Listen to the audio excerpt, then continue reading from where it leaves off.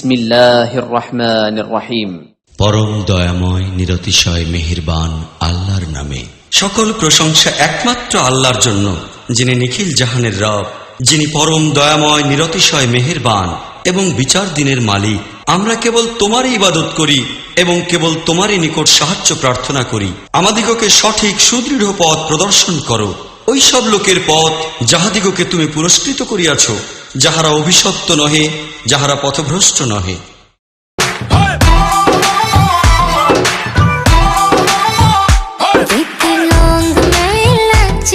तेरे पीछे हाजी हाजी